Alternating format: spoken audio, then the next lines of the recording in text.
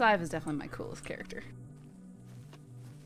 Sadhbh has some pretty big story stuff that might be coming to fruit, which you'll see here in a second because there's gonna be some telegrams. Oh my goodness!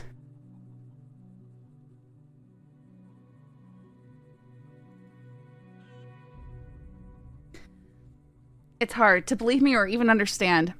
I'm not from New York and I ain't done anything for anyone. My name is Butch Marlowe, and you and I have known each other for a long time. Your real name is Maeve O'Driscoll. You've told me stories about your life in Ireland and things that happened to your home and how you got the scars. I told you how I got mine in a jail cell in Rhodes, and ever since then, you and I just don't know, I don't know, connected like fate pushed us together because it knew our suffering and knew together we made each other whole. I can't put into words what you've done to me and how much you mean because that would be a disservice to who you are. I brought you into Hagen when everyone told me you were a bad apple for robbing that lady. I fought for you then and I will still fight for you. Now, very long time ago, we first met outside of the telegram office in Valentine where you asked me if I were after you for stealing a horse or something. Then again in Rhodes' telegram office where you thought I was following you. I assured you that was not the case. We got to talking and I got the sense you were someone like me. So you asked to hang around with me and of course I said yes. After many months of doing criminal things together, one day in the cell of Rhodes you revealed to me your story about what happened after I questioned you because you kept touching your scars with a rich British man who burned your house down throwing a lantern inside exploding, which is where you got your scars. This struck something inside me as I felt your pain and sorrow. This is where I revealed my past and my scars along with my burnt face. I gave you a flower on top of Hagen in our tent, the blue-eyed grass flower. I told you what it was to me and I gave it to you because that's who you are to me now. And that very same tent I finally told you I loved you after being so scared to say it because of my past. We then had our first kiss. That feeling was what I can describe. Okay, here's where Sadhbh starts freaking out. As the sun hitting you for the first time in the morning, I just knew then and there that you and I were meant for each other. From then on, we stuck together to each other, nothing separating us. You were there when my past came back to kill me in Strawberry and shot dead in the heart almost, but you were there to see me to my feet. I asked you to marry me inside a store robbery in Blackwater, and of course you said yes. We then escaped and got away, then later had ourselves a train inspection. How are you? Good, how are you? Not quite sure. Suppose I can't complain, do I? You ever been stalked by someone before? Can't say I have. Who's stalking you? Never you mind. Of course you said yes. We then escaped and got away, then later had ourselves a train inspection. Then later turning ourselves in, we got put in Siska where we had our wedding on the gallows. I thought it was fitting till death do us part and all. I tell you, like I said before, it's like fate knew we needed each other. It brought us together and we're bound by it. We could never lose each other. Even if we tried, we just somehow find a way back to each other as it did now. I've no reason to lie about these things, no gain from it. I don't work for nobody and I ain't from New York. We got separated in a flood, fleeing from the law a while back, and I've been searching for you a long time for you, a very long time. I never gave up and I won't ever give up. Deep down, really deep down, you know or feel it to be true that there is truth to my words. There's something that's gnawing at you, something missing, and this is what it is. You're my missing piece as I am yours to make each other whole. I will always love you and always have your back, even if you can't remember. You will always have my gun in my heart for whenever you need it. Love, Butch Marlowe. All right, I think it's time for another little breakdown. Story time. Well, all right, so Sadhbh. I started playing her as Maeve O'Driscoll over on another server before playing on this server. She started out pretty much just robbing anyone that she could. She had a big old chip on her shoulder, very intense dislike of the wealthy, and such. The scars on her face, you see those, they're pretty horrific. They wrap around the side of her face there. In Ireland, there was a lot of persecution of the native Irish people, right?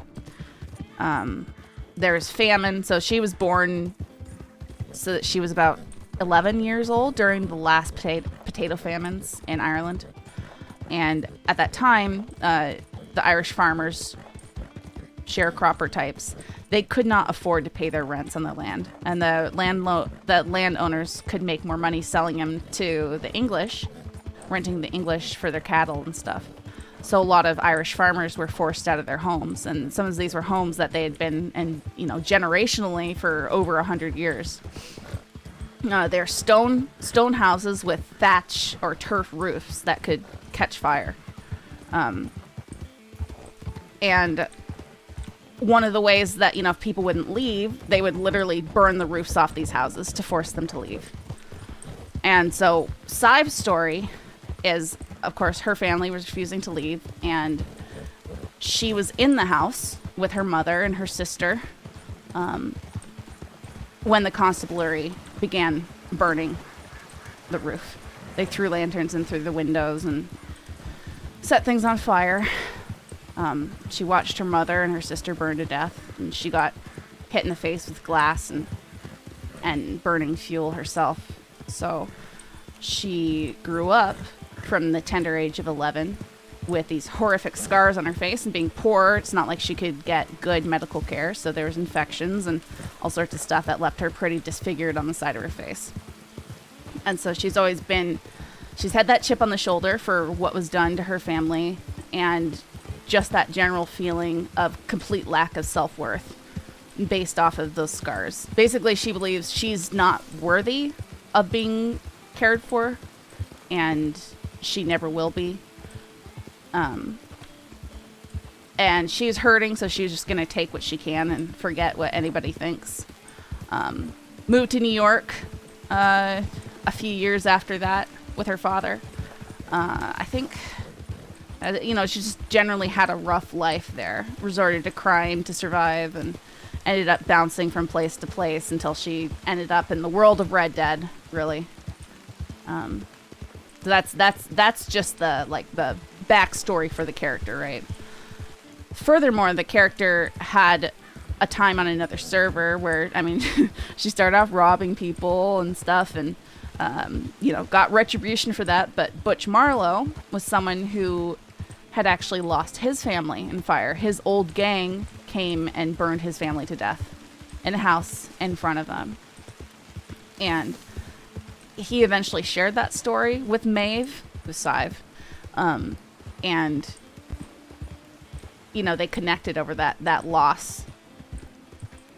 And the rest is history. Lots of bank robbery dates and being goofy criminals together. You guys will like Butch. He's pretty hilarious. They're scaring her, right? She's freaked out. Just imagine, from her perspective, she's someone who doesn't think that it's possible for her to be valued, She doesn't think it's possible for someone to value her.